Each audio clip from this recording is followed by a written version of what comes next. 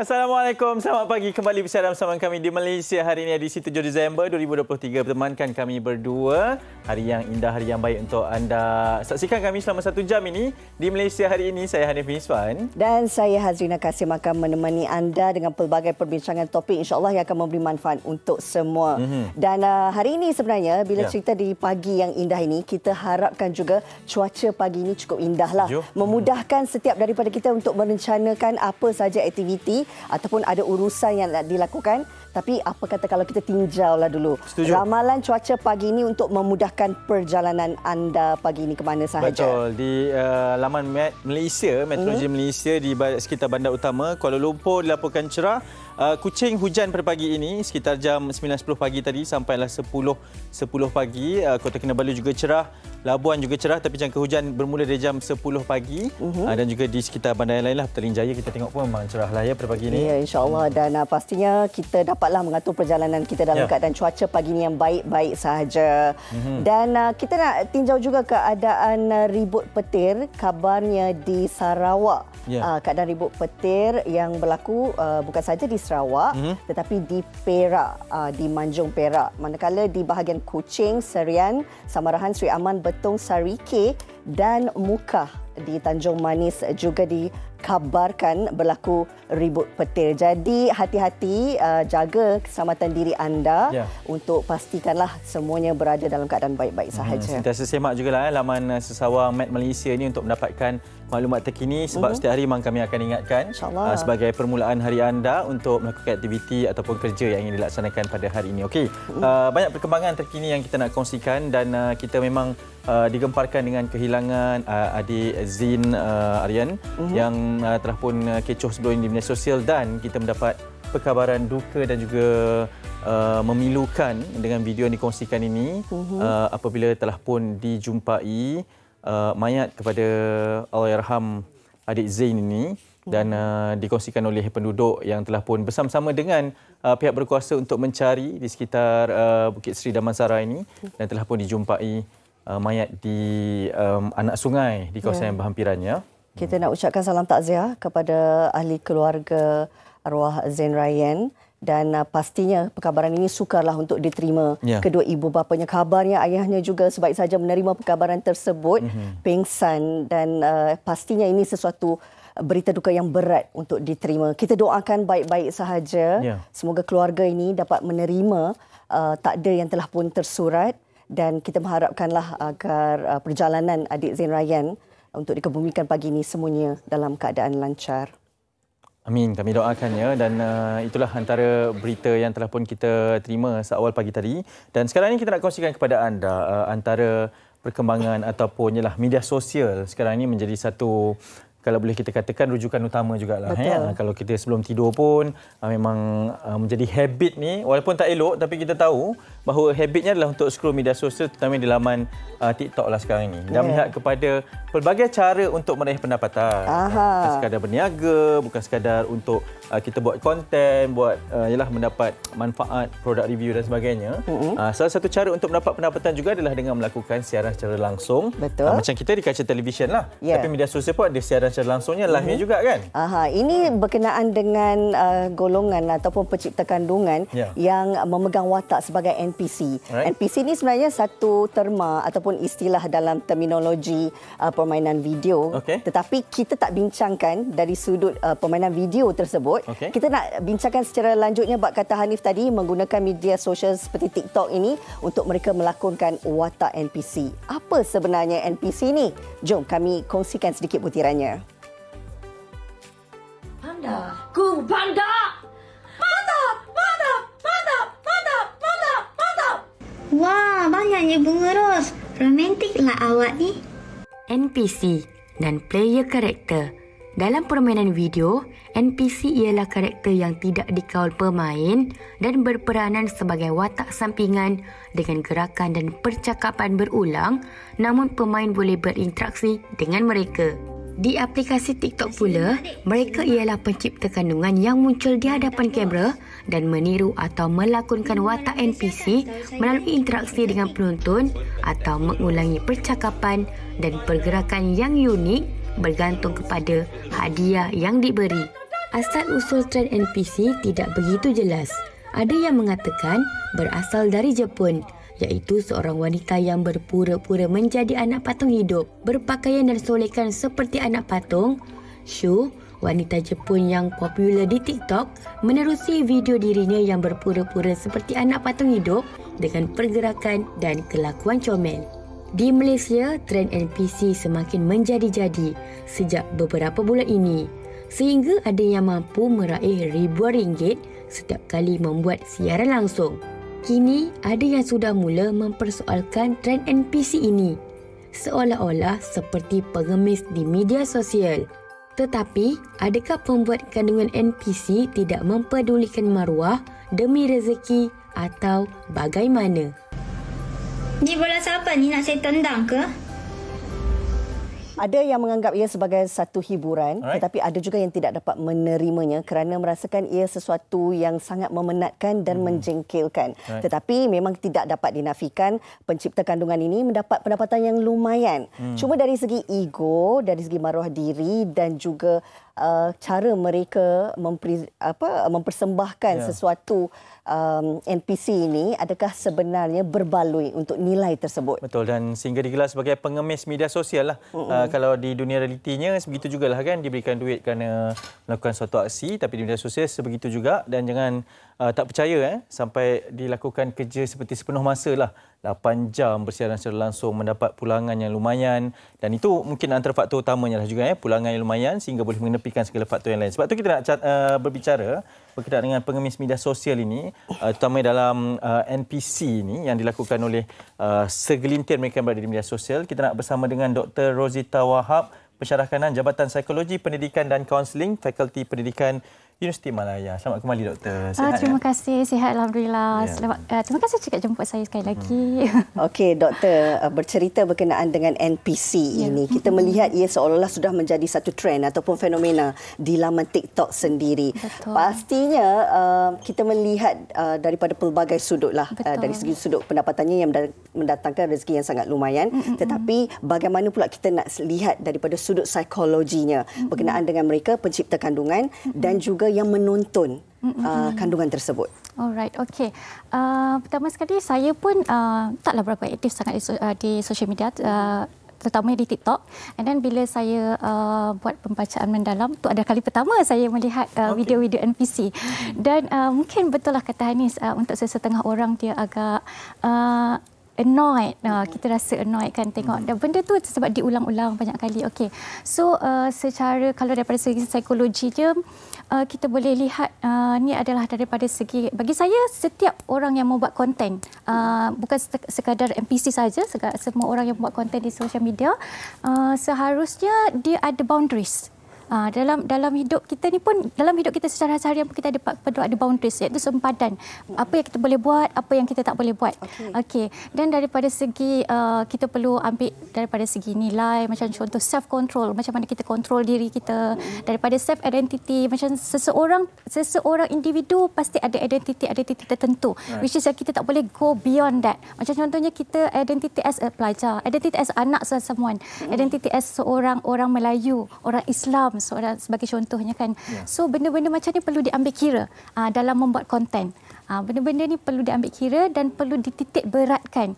Seperti kalau kita dengar untuk orang-orang yang membuat konten, dia macam-macam alasan dan justifikasi kan. Tapi apa yang saya boleh nasihatkan atau apa yang saya boleh utarakan, dalam apa bentuk sekalipun justifikasi, kena ingat balik apa yang saya dah mention sebelum ni. Kena ada boundariesnya, kena ada self-controlnya, kena ada self-limitationnya.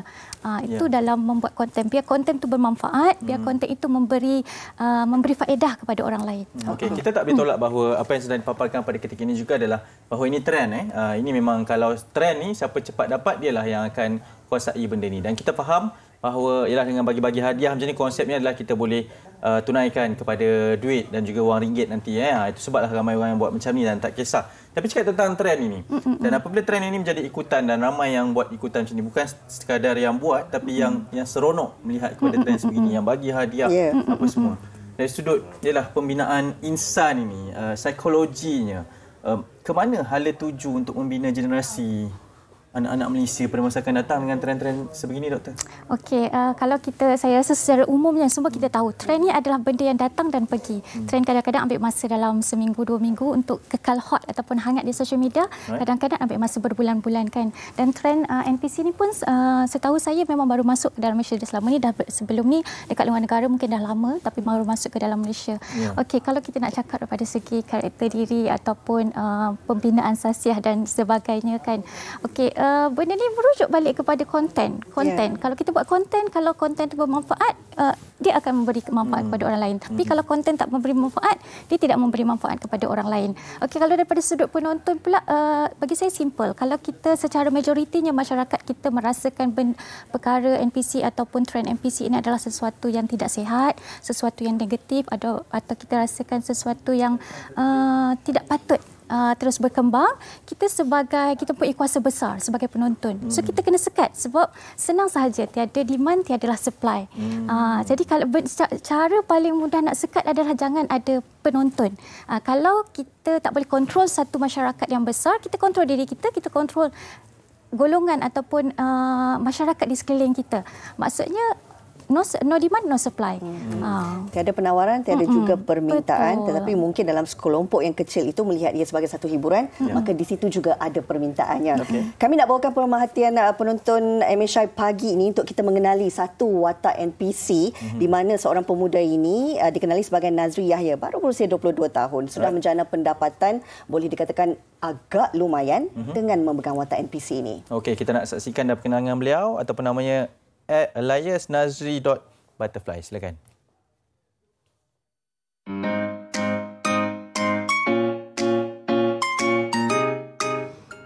Rose, wanginya. Thank you for the rose. Thank you for the rose. Kalau saya yang buat, rasa nak lempang tau. Sekarang ni saya bersama dengan salah seorang NPC streamer. Kalau tengok dekat bilik ni macam perempuan. Tapi bukan, kita bersama dengan... Hi, my name is Nazri Butterfly. Nama penuh saya Muhammad Nazri atau lebih dikenali sebagai Nazri Butterfly on all social media. So Anil, thank you for the durian. Aduh, durian. Aduh, durian. Aduh, durian. Aduh, durian. Aduh. Yes, Nazri. Kita tahu juga sejak bila Nazri buat NPC ni sebenarnya. Okay, so first I started NPC masa bulan 7.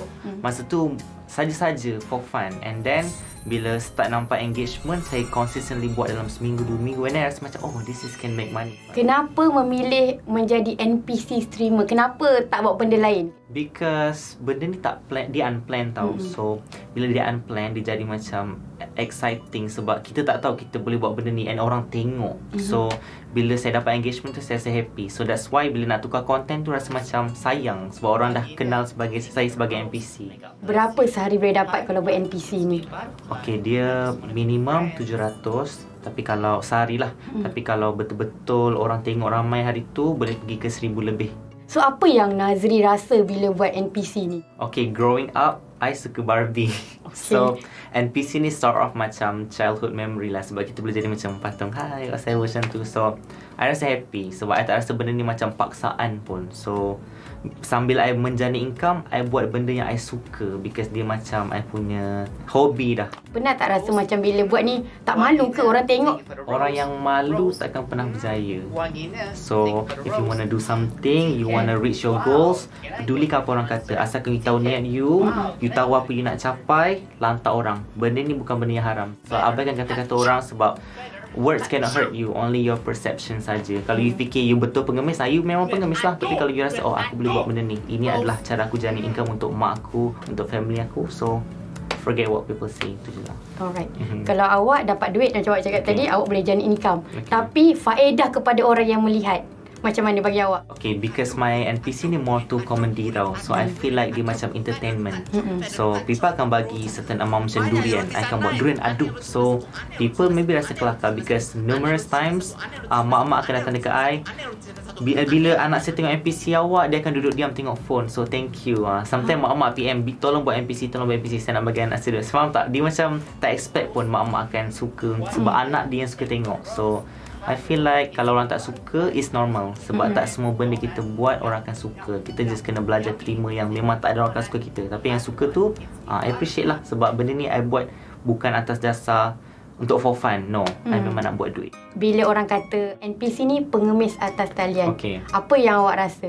Kalau you rasa pengemis, okay, whatsoever, but I'm making money. You duduk rumah, you buat apa? Faham tak? Selagi boleh buat duit, buat duit. Orang yang kutuk NPC ni pengemis adalah orang yang tak konsisten. You tak cuba satu benda, you stop tengah jalan. So you rasa benda tu macam it's not worth it. Kira macam menagih simpati lah korang macam tu ke tak? Kalau menagih simpati, baik menagih depan kamera korang. Tak ada duit nak beli beras. Ada je ramai yang buat macam tu. Dia tulis dekat live kan, tolong bagi gift, saya nak duit makan. Itu baru betul menagih simpati atau mengemis. I provide you something for you to see, for you to laugh. If you like it. If tak suka, janganlah tengok. Apa yang awak rasa keseluruhan bila buat NPC? Enjoy ke? Penat, sangat penat jujur. But I feel happy because so many things yang I dah buat, misalnya bagi my mom reward emas apa semua. So I rasa happy sebab this is the time untuk I prove to people yang always macam I pun boleh berjaya regardless what I do. So thank you so much, Nazri Butterfly. Bye bye.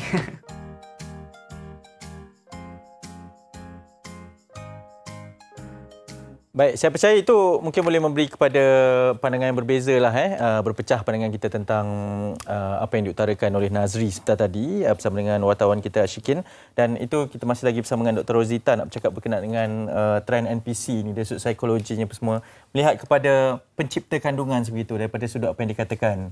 Mungkin doktor ada komennya tentang perkongsian kita sebentar tadi, doktor? Okey, pertama sekali mungkin daripada sikap NPC players ataupun TikTokers yang membuat NPC ni. Okey, betul macam kita cakap, semua orang ada justifikasinya dan semua orang perlu tahu boundariesnya. Okey, kalau saya boleh komen sedikit pasal istilah, sebab saya rasa ni penting, istilah pengemis media sosial, pengemis moden. Okey, ni adalah satu benda yang tak sihat juga. NPC ni adalah satu tak sihat, tapi kita sebagai masyarakat pun sebab ni dalam psikologi kita namakan sebagai labeling. Okey, labeling ni ada positif, ada negatif, tapi negatif labeling ni memberikan impak yang lebih buruk. Contohnya mungkin ada rebellious punya action. So bila semakin kita mengata dia, semakin kita merendah-rendahkan, mungkin semakin dia rebel dan buat konten yang lebih teruk. Okey. Dan satu lagi yang kedua adalah daripada segi as a human, kita nak devalue ataupun meletakkan nilai ataupun harga diri yang rendah pada orang lain. Itu bukan hak kita. Yang tu saya nak sebut sedikitlah supaya kita faham. Saya faham kita letakkan istilah pengemis moden tu mungkin disebabkan rasa frustration kita dengan konten, rasa tidak selesa kita dengan konten tersebut, dan kita tak nak benda itu menular. Saya faham daripada sudut tu masyarakat, tapi kita perlu juga berpada-pada dalam meletakkan istilah kepada seseorang ataupun sekumpulan grup. Okey, daripada segi konten pula saya rasa perlu ada kalau dia melihat ini ada sebagai satu punca untuk mencari rezeki, mungkin ada banyak juga lagi cara yang lebih baik, konten yang lebih berfaedah, yang boleh memberi manfaat kepada orang lain. Dan saya lihat juga ada yang disentuh, macam contoh ada parents datang and cakap konten bermanfaat. Itu mungkin segelintir kecil yang dijadikan alasan untuk dijustifikan apa yang dibuat. Sebab kita sebagai manusia memang begitu, kita mencari justification untuk validkan apa yang kita cuba buat yang telah ditentang oleh orang lain. Itu adalah antara benda yang boleh komen lah. Doktor, kalau itu dari sudut psikologi pencipta kandungan itu sendiri, bagaimana pula dari segi penontonnya? Sebab mereka ini bukan sekadar menonton untuk hiburan mereka, tetapi mereka ini membayar, dan bukan saja di Malaysia, sampai ke luar negara boleh meraih pendapatan sehari sehingga RM4,000. Bagaimana pula dari sudut psikologi penonton ini? Okey, penonton ni ada banyak kategori bagi saya. Ada yang mungkin tengok secara sekilas lalu, mungkin keluar dekat TikTok dia punya page, and then dia tengok 1-2 minit, dia go. Ada yang memang kalau live 1 jam, 2 jam, dia stay dekat situ. Dia layan je because dah suka sangat kan. Dan mungkin benda ni pula antara saya boleh lihat ataupun saya boleh sentuh, saya risau kepada penonton yang daripada aspek ataupun impact yang negatif, which is ada fetish tertentu. Ini adalah benda yang perlu kita ambil kira lah, sebab saya sedia maklum ataupun kita semua sedia maklum, kebanyakan kes ini adalah kalangan orang-orang muda. Kalau perempuan pun dalam kalangan remaja-remaja ataupun budak-budak muda. Dan kita pun ambil maklum, ramai juga orang dekat dunia ni pelik-pelik perangainya. Yang ada fetish-fetish itu, contohnya fetish kepada anime, fetish kepada certain badan, anggota badan, lidah seperti sebagainya. So bila TikTok NPC ni saya nampak dia buat redundant keep repeating, keep repeating benda yang sama. So ni adalah antara benda yang disukai ataupun menjadi memang dicari, obsesi oleh golongan-golongan fetish. Ini adalah satu benda yang daripada psikologi penonton lah. Kalau setakat lihat sekali lalu tu tak ada masalah, kita tak risau. Tapi kita risau dia jadi satu fetish, dia jadi satu dia membesarkan lagi golongan fetish yang sedia ada kecil, mungkin dia jadi besar. Lepas tu daripada orang yang tak minat, yang tak pernah terfikir nak buat, tapi disebabkan all the pendapatan yang boleh dapat daripada semua orang cakap boleh dapat banyak ni dengan kerja yang mudah dan sebagainya. Saya takut dia menjadi satu keinginan untuk orang lain untuk mencuba. Sebab yang di depan kamera itu hanya kita seorang saja. Wajah di sebalik tu yang kita tak tahu dan apa yang mereka lakukan. Doktor, mungkin secara ringkasnya melihat kepada trend sebegini, kita faham ada trend yang baik dan kita harapkan berkekalan, ada trend yang mungkin agak membimbangkan. Sedikit dari sudut nasihatnya kepada pencipta kandungan dan juga kepada mereka yang menyokong trend-trend sebegini. Okey, last word. Last word. Okey. Kepada pencipta kandungan, saya nasihatkan buat kandungan yang better. If you have talents and if you have minat dalam bidang buat konten and everything, kita tak ada masalah sebab kita memang tak boleh nafikan. Sekarang memang kita hidup dengan social media. Dan tapi apa yang kita boleh kontrol adalah apa yang kita lihat, apa yang kita dengar, apa yang kita share dan apa yang kita post. Itu adalah bawah kontrol kita. So maknanya untuk pembuat konten, kontrol daripada segala aspek ni. Jika anda rasa buat konten yang lebih baik dan berfaedah itu lebih bagus, so berubah buat konten yang lebih bagus. Dan untuk penonton dan masyarakat secara umumnya, saya tekankan sekali lagi, kalau tak ada permintaan, tak adalah supply-nya. Okey? Kalau kita nak kekang benda ni, kita jangan tengok. Kita war-warkan pada orang lain, kita nasihatkan kepada orang lain, jangan tengok, jangan biarkan benda ni terus merebak. Sebab kalau kita fikir benda ni negatif, benda ni patut dikekang, patut diberhentikan. Baik.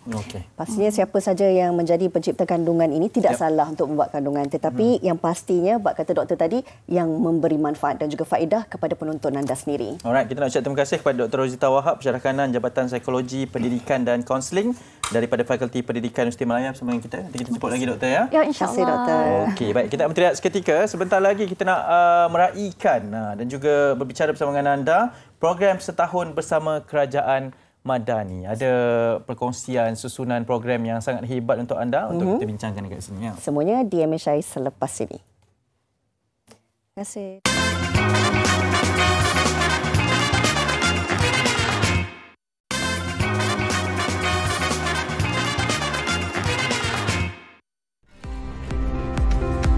Ayuh rakyat Malaysia, jom kita ke pekarangan Stadium Nasional Bukit Jalil pada 8 hingga 10 Disember 2023 sempena program setahun bersama Kerajaan Madani. Antara tarikan sepanjang 3 hari program ialah penyampaian perkhidmatan secara langsung kepada rakyat, sesi libat urus Kementerian Bersama Rakyat, jualan Mega Madani, Karnival Kejaya, jabatan bertuah dan banyak lagi. Ikuti secara langsung Majlis Perasmian Penutupan oleh Yang Amat Berhormat Perdana Menteri pada 10 Disember 2023 menerusi semua stesen penyiar atau Facebook Live @Malaysia Madani.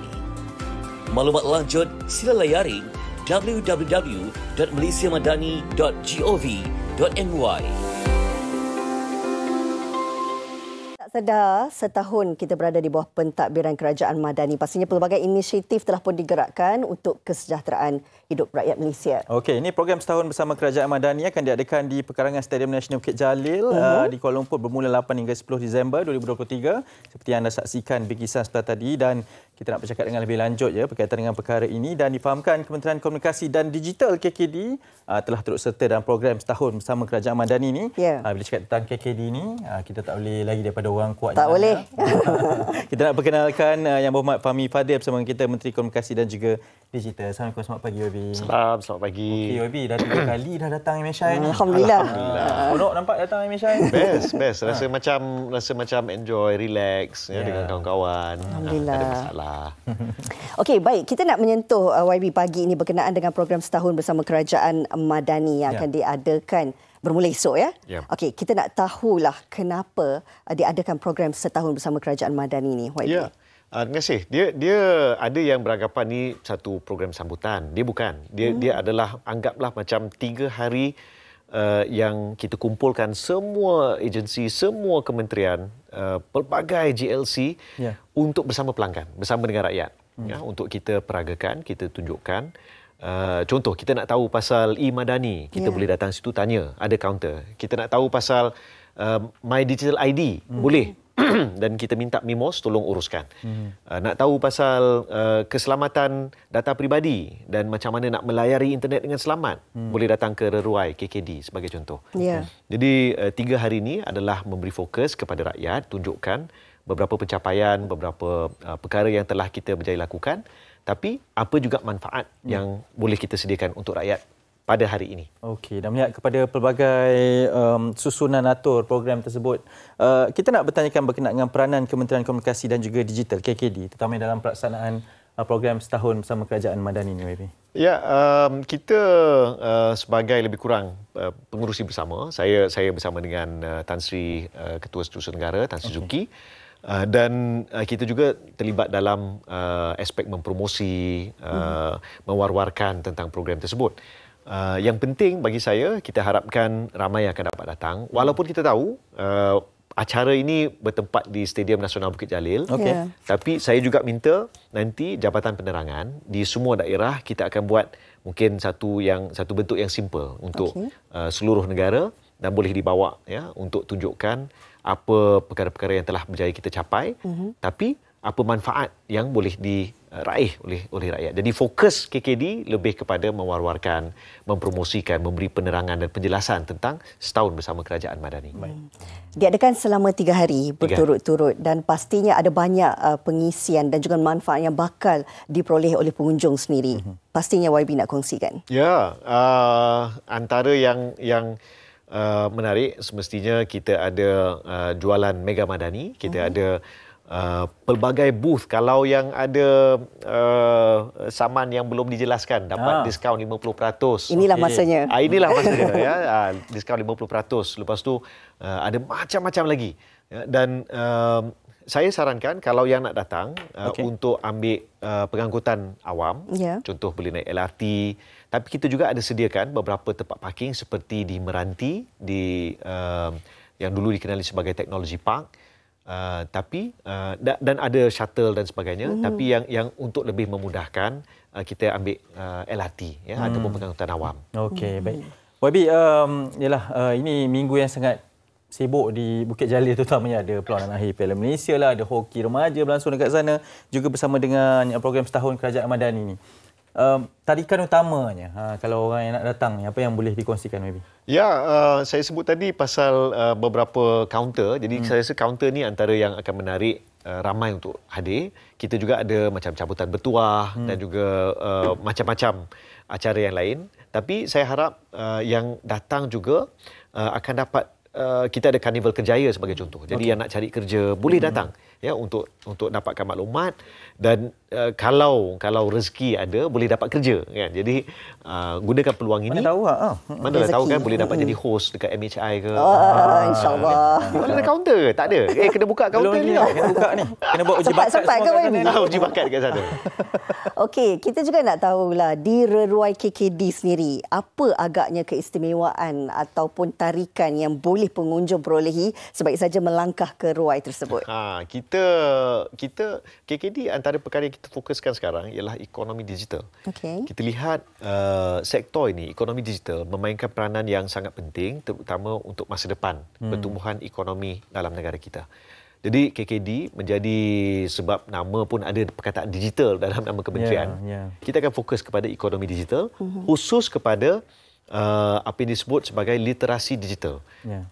Pemahaman tentang keselamatan data, bila kita guna, macam mana nak elak daripada menjadi bangsa scam. Ya, jadi di Reruai KKD kita akan fokuskan kepada kempen Saya Digital di bawah MDEC, salah satu agensi bawah KKD, dan fokusnya adalah menunjukkan dan memperagakan aspek-aspek keselamatan. Jangan jadi mangsa scam sebagai contoh ya. Macam mana apa yang perlu kita lakukan untuk buat transaksi dengan selamat. Saya tahu ramai yang mungkin dah dapat e-Madani RM100 tak payah pinjam daripada Nur Nilam Sari. Tapi pinjam 100 kan. Pinjam 100 tak payah ya. Jadi boleh dah dapat dah, kita dah bagikan. Tapi macam mana nak gunakan dengan selamat. Jadi di situ boleh tanya, boleh dapatkan maklumat, boleh terlibat, dan saya rasa ini satu usaha KKD untuk pastikan lagi ramai yang dapat terlibat dalam bidang ekonomi digital. Dan melihat kepada ialah pelbagai juga aktiviti dan juga tarikan tadi tu, YB melihat kepada antara kemudahan-kemudahan yang disediakan kepada pengunjung nanti ni, sebab saya difahamkan sasarannya ramai untuk mengajak datang kan? Ya, kita jangkakan mungkin lebih 100,000 yang akan datang, dan semestinya dari segi pengangkutan, dari segi saya tahu ada macam-macam jualan, macam-macam tarikan ya, dan kita harap ramai yang akan datang. InsyaAllah keadaan terkawal dan selamat. Dan cuma sedikit peringatan sebab kita pun tahu, kita pun faham keadaan COVID ya sekarang ni macam naik sedikit. Jadi kalau kurang sihat, duduk di rumah ataupun pakai pelitup muka, dan untuk anak-anak ataupun yang warga mas ya. Tapi insya-Allah keadaan terkawal dan kita jemput ramai ya untuk datang. Esok bakal bermula di hari yang pertama ini. Pastinya persediaan dan juga kesiapsiagaan semua yang terlibat ini sudah saya kira berada di saat yang akhir lah. Apa mungkin boleh YB kongsikan? Ya.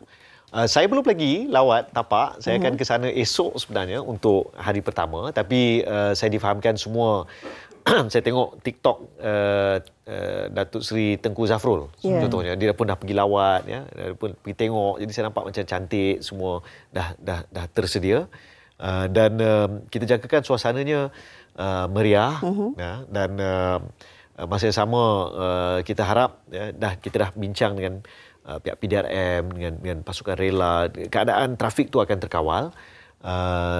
Dan saya rasa cuma sekarang ni mungkin ada yang tanya kalau macam hujan macam tu kan. Cuaca itu sebab antara lain kita sediakan untuk 3 hari. Jadi boleh datang hari Jumaat sampai pukul 4, hari Sabtu sampai ke malam, dan hari Ahad hingga jam 5 petang. Jadi boleh datang. Dan YB melihat sendiri secara peribadinya, sebab ialah mungkin belum melihat ataupun melawat tapak yang lagi, tapi banyak aktiviti booth yang disediakan itu selain daripada Reruai KKD lah, tak boleh jawab lah sebab itu sendirinya. Apa yang dinantikan ataupun yang paling look forward? Saya harap saya minta Mimos untuk buka satu kaunter sebab ramai yang bertanya tentang My Digital ID ni. Kena ke kita tanam chip kan? Kita kena scan cap jari ke, mata ke. Jadi saya harap boleh dijelaskan untuk acap kalinya, tak perlu ya. Sistem My Digital ID ini berbeza daripada sistem yang dirangka sebelum ini. Dia sangat simple, dia cuma disebut sebagai single sign on ya. Kita cuma dalam semua apps kerajaan kita hanya menggunakan satu password. Sebab tahu kan macam LHDN ya, kalau kita tengok macam NPC tadi, kalau dia orang nak bayar cukai online kan, dia guna satu password je melalui My Digital ID. Kalau dia nak guna My JPJ, dia nak guna My Jalan, dia nak guna apa-apa apps yang lain yang dibina oleh kerajaan, dia guna My Digital ID. Jadi saya harap kaunter My Digital ID itu dapat memberi pencerahan ya, memberi penjelasan selamat terkawal data kita, dan nanti insya-Allah akan mudahkan. Sebab kita tahu sekarang kita guna macam-macam password. Jadi nanti satu password je cukup. YB, sasaran pengunjungnya dikatakan hampir 200,000 pengunjung untuk membanjiri pekarangan Stadium Nasional Bukit Jalil, dan pastinya dengan apa sahaja aktiviti yang dilaksanakan itu dapat menarik perhatian pengunjung-pengunjung ini. Dan pastinya kita nak tahulah bila sebut tentang jualan Mega Madani ini yang menjadi tumpuan untuk pengunjung-pengunjung ini sendiri. Jadi ini saya rasa sudah pasti ramai yang nak tahu ya, dan saya jemputlah nanti untuk untuk datang. Saya sendiri pun belum diberi takliman apa yang akan dijual di jualan Mega Madani ini, tapi biasanya yang kita faham dia adalah satu tarikan dan juga promosi yang semestinya akan ada orang kata benefit untuk rakyat lah, ya. Mungkin kos dia lebih rendah dan sebagainya. Jadi saya jemput semua untuk datang. Kita juga ada jualan Agro Madani, jualan Rahmah, macam-macam. Banyak ya. ni. Jadi jualan Mega Madani, ya. So ni bawah ni ada jualan Rahmah dan macam-macam lagi. Jadi jemputlah datang. Dan kalau nak datang beli barang, saya sarankan bawa sekali beg plastik sendiri. Ataupun beg yang boleh kita guna semula. Letak barang lah. Letak barang supaya kita tidak menggunakan plastik sekali pakai. Jadi itu pun kita kena cakna tentang alam kita. Okey. YB, yalah, ini program bersempena dengan setahun Kerajaan Madani.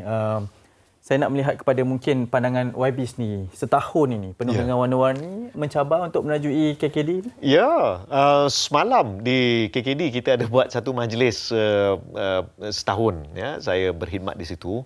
Jadi memang setahun yang sangat mencabar, setahun yang penuh liku-liku, tapi alhamdulillah beberapa perkara telah kita secara pasukan berjaya usahakan. Contoh 5G, 5G. Kita dah berjaya untuk capai setakat ini 76.1%. Daripada 80% dah hampir nak siap. Kedua, dah 10.8% rakyat Malaysia yang menggunakan 5G. Peningkatan yang sangat besar berbanding setahun yang lalu. Semua syarikat telco menyediakan. Dan kita dah minta syarikat telco kurangkan lagi harga.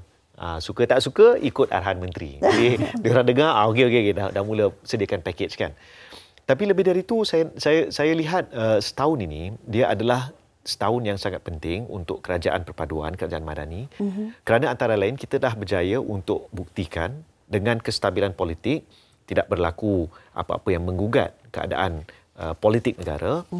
Pelabur asing yakin dan membawa masuk jumlah yang sangat besar. Peningkatan 6% bagi pelaburan dari luar masuk ke dalam Malaysia. Dari bulan 1 sampai bulan 9, berbanding tahun lalu, ada peningkatan 6%. Jadi ini satu petanda yang positif. Maksudnya pelabur luar yakin dengan Malaysia. Tapi untuk tahun-tahun yang akan datang, terutama 2024 ini, fokus kita adalah gaji rakyat, pendapatan rakyat, membangunkan ekonomi. Kerana ada dua perkara penting yang disebut oleh Perdana Menteri. Pertama adalah review kaji semula, gaji pejabat awam. You all bukan pejabat awam kan? Belum lagi. Tapi saya akan cakap dengan bos nanti untuk naikkan gaji you all. Sama-sama lah. Mudah-mudahan terlaksana. Sebab kedua adalah dasar gaji progresif. Jadi you all pun insya-Allah akan naik gaji. Amin. Saya call hello dengan bos nanti. Amin. Semua dalam ni semua amin. Amin. YB, terima kasih banyak. Semoga program ini berjalan dengan jayanya. InsyaAllah. Mudah dari sudut cuaca, kedatangan dan sebagainya. Sekali lagi program setahun bersama Kerajaan Malaysia Madani. Kita bersama dengan Menteri Komunikasi dan juga Digital, YB Fahmi Fadil di studio pada pagi ini. Terima kasih lagi YB. Mudah-mudahan ada rezeki kita jumpa lagi. InsyaAllah. Terima kasih. Kita nak berehat seketika, kembali lagi selepas ini bersama kami di MHI. Terima kasih.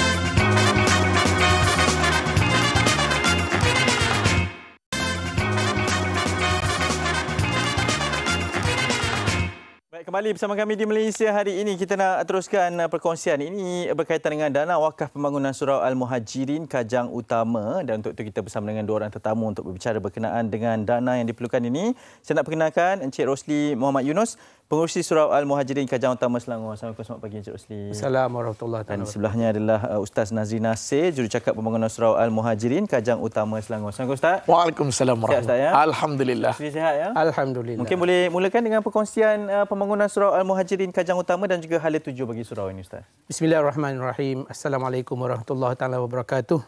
Surau Al-Muhajirin ini dah lama, 25 tahun. Dan kami dengan MHI ini hampir setiap bulan datang untuk merayu kepada para pendengar untuk mengutip dana. Setakat ini dana kami terkumpul hampir 1.3 juta setelah hampir 2 tahun. Ya. Jadi kami masih memerlukan lebih kurang 8.7 juta macam itulah untuk kami bangunkan pasarana surau kami. dalam segala bentuk kemudahan, terutamanya dalam pembelajaran untuk budak-budak, anak-anak karya kami. Karya kami kalau dulunya 25 tahun lepas 300 orang. Sekarang ni pada tahun ini hampir 3,000 orang untuk menunaikan solat Jumaat, solat hari raya. Kuliah maghribnya kalau boleh tengok dalam slide kita kan. Ya. Itu begitulah keadaannya, melempar ruah. Ini solat Jumaat selepas Covid macam ni, dan kuliah maghrib kita pun sama mendapat sambutan yang sangat baik. Pengajian budak-budak pun sangat membangsakan. Semuanya pembelajaran budak-budak kita bagi dalam percuma. Dan bantuan juga semua sekali lah. Jadi sebab itu kami datang sini untuk merayu kepada semua rakyat Malaysia terutamanya untuk menyumbang dan untuk bagi kami pasaran, untuk membuat pasarana yang lebih baik. Ya, Encik Rosli mungkin boleh kongsikan tentang perkembangan terkini dan juga macam nak dapatkan informasi terkini berkaitan dengan dana ni. Ya, tuan-tuan boleh tengok dalam skrin TV tu snapshot dulu. Ya, kita ada QR code Toyib dan Maybank. Kalau tak nak buat pakai QR code, kita ada number account juga. Maybank account, Bank Rakyat, number account Bank Rakyat boleh terus bank in. Dan yang paling bagusnya, kami mendapat pelepasan cukai daripada lembaga hasil untuk korporat, untuk orang perseorangan. Jadi boleh bank in dan bagikan resit itu kepada nombor yang tertera, dan kami akan keluarkan resit rasmi Wakaf Selangor untuk pelepasan cukai tuan-tuan, terutama akhir-akhir tahun ni kan. Jadi ramai yang dapat bonus, mungkin TV3 punya staff dapat naik gaji. Boleh. Amin. Amin. Bersama-sama jugalah ya Encik Rosli. Okey, baik. Ustaz Nazri, kita mungkin boleh kongsikan tadi mukadimah yang telah pun dikongsikan, kebaikan berinfak ni Ustaz Nazri, terutamanya ke arah pembangunan surau Al-Muhajirin Kajang Utama ni. Bismillahirrahmanirrahim. Assalamualaikum warahmatullahi. Jutaan terima kasih pada penonton Indonesia dan juga Hanif, host pada pagi yang barakah. Kelebihan yang ini berkenaan dengan kita kata sumbangan ataupun infak dan dana wakaf ni Hanif terlalu besar. Sehingga Nabi SAW sebut Hanif, satu manfaat kita besarkan satu masjid, kita binakan satu masjid walaupun sebesar sarang burung. Mana ada orang buat masjid sebesar sarang burung ni? Umpamanya Allah Ta'ala binakan mahligai di dalam syurga Allah. Maka inilah kedudukan yang besar pada pagi barakah ni Hanif. Kita datang untuk manfaatkan seluruh hampir 38 juta rakyat Malaysia pada pagi barakah ni berada di akhir Disember ataupun akhir tahun kita. Gunakan peluang ni Hanif. Sebab Nabi sebut tidak akan miskin orang yang berniaga dengan aku, maksudnya berniaga dengan makna berinfak di jalan fi sabilillah. Inilah satu kedudukan yang cukup besar untuk kita ambil. Satu peluang, satu manfaat, satu kelebihan. Tidak akan pernah rugi dan tidak akan pernah miskin orang yang menginfakkan harta dia. Dan yang paling penting Hanif, kita manfaatkan juga wakaf ini untuk kedua mak ayah kita. Sama ada yang masih hidup ataupun yang telah pergi meninggalkan kita. Inilah antara satu platform yang cukup baik. Dan masjid pun Hanif akan tengok akan membesarkan daripada sudut kapasiti 2,000 orang sekarang, penduduk makin ramai Hanif. Kita gunakan, bantukan untuk kita berikan keselesaan terutama kepada ahli qaryah surau Al-Muhajirin Kajang Utama ni. Ya, Ustaz, dan juga sekali lah mungkin ada masa yang tinggal ini untuk mengajak bagaimana caranya untuk mereka ini berinfak. Ustaz sekali lagi menyeru kepada semua sidang penonton MHI yang dirahmati oleh Allah. Kami datang di sini agak terbatas dananya juga daripada tuan-tuan yang sedang menonton. Jadi Ustaz nak ambil peluang, gunakan kali ini di akhir Disember kita penutup. Sebagaimana Haji Rosli sebut tadi, nak pelepasan cukai, boleh hubungi nombor yang tertera. Dan kali ini Ustaz memohon dan mengajak semua untuk bersama-sama kita menginfakkan. Ambil gambar, ambil screenshot, nombor akaun bank dan sebagainya. Inilah peluang yang terakhir untuk kita manfaatkan sebelum Allah Subhanahu Wa Taala ambil nyawa kita pula. Terakhir pesanan Ustaz, harta kita sebenar adalah harta yang kita infakkan di jalan Allah Hanif. Itu dia. InsyaAllah. Encik Rosli mungkin sebagai penutupnya juga sikit. Sebagai penutup, saya sebagai pengerusi pembangunan surau Al-Muhajirin Kajang Utama, jangan bertangguh untuk membuat kebaikan. Jadi umur kita tak tentu. Harta kita yang kita infak itulah yang akan membantu kita dalam perjalanan ke akhirat yang sangat jauh, 2000 tahun. Jadi gunakan masa yang ada, harta yang ada untuk membantu membangunkan surau Al-Muhajirin Kajang Utama. InsyaAllah, semoga ianya dapat dilaksanakan. Amin. Dana yang ingin cari juga dapat untuk disempurnakan. Sebab itulah kita bersama dengan kedua-duanya, iaitu Cik Rosli Muhammad Yunus, pengurusi surau Al-Muhajirin Kajang Utama Selangor, bersama dengan Ustaz Nazri Nasir, jurucakap pembangunan surau Al-Muhajirin Kajang Utama Selangor bersama kita. Jadi tertera maklumat di bawah ini untuk anda dapatkan dan juga untuk anda kongsikan. Okey, kita nak berhenti rehat seketika. Sebentar lagi kita akan kembali bersama kami di Malaysia hari ini.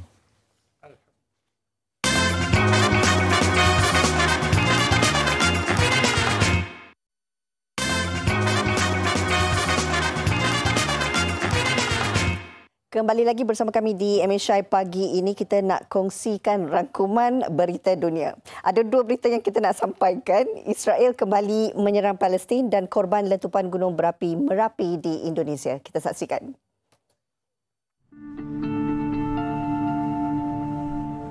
Pertempuran di bumi Gaza kembali mengganas selepas tempoh genjatan senjata sementara berakhir awal Disember lalu.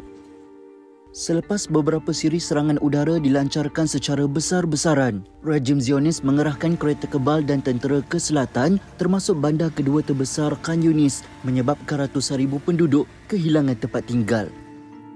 Lebih kejam, tentera Israel turut mengebom satu wilayah terkepung di selatan antara lokasi rakyat Palestin berlindung selepas melarikan diri. Jumlah pesakit yang memerlukan rawatan juga terus meningkat selain infrastruktur hospital di wilayah Gaza yang semakin lumpuh akibat kekurangan bahan api. Laporan daripada Pertubuhan Bangsa-Bangsa Bersatu PBB juga menyaksikan kemunculan wabak penyakit seperti cerit-birit dan jangkitan pernafasan akut berpunca daripada kekangan perubatan di Gaza. Menurut jurucakap Pertubuhan Kesihatan Sedunia WHO, lebih banyak kematian akibat penyakit berbanding serangan Israel boleh berlaku jika sistem penjagaan kesihatan dan sanitasi gagal dipulihkan. Letupan gunung berapi Merapi di Indonesia mencatat lonjakan angka kematian kepada 23 orang selepas operasi mencari dan menyelamat dijalankan sejak Ahad lalu. Kesemua mangsa merupakan antara 75 individu yang berdaftar untuk mendaki gunung tersebut sebelum tiba-tiba meletus dan memuntahkan lava panas serta batu ke udara. Manakala baki 52 pendaki berjaya diselamatkan meskipun ada yang cedera parah. Sepasukan 300 anggota daripada pelbagai agensi masih meneruskan pencarian kerana khawatir ada individu yang tidak berdaftar turut melakukan pendakian. Gunung Merapi setinggi 2,891 meter ini merupakan salah satu gunung berapi paling aktif di Pulau Sumatera dan merekodkan letusan kali terakhir pada Februari tahun ini. Okey, itu perkongsian yang dibawakan untuk anda di rangkuman berita dunia dan kita nak tamatkan siaran pada hari ini kerana esok kita akan bawakan kepada anda berkaitan dengan soal wang hari Jumaat ya.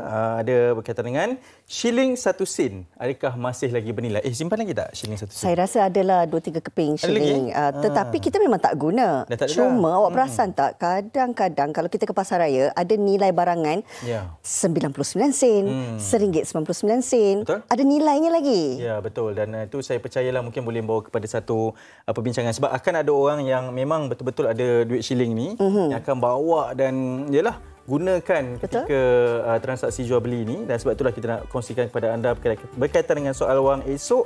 Shilling 1 sen adakah masih lagi bernilai? Terima kasih untuk anda yang menonton kami pagi ini. Mudah-mudahan memberi manfaat. Jangan lupa untuk terus kekal berdoa bagi rakyat Palestin dan juga sama-samalah kita mengharapkan agar kemenangan diberikan kepada rakyat Palestin di bumi Gaza.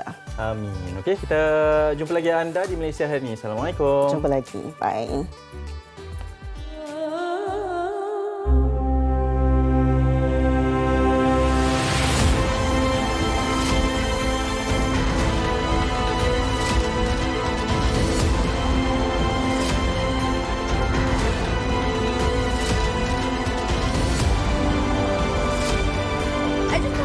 Doctor or anything to help my people like that.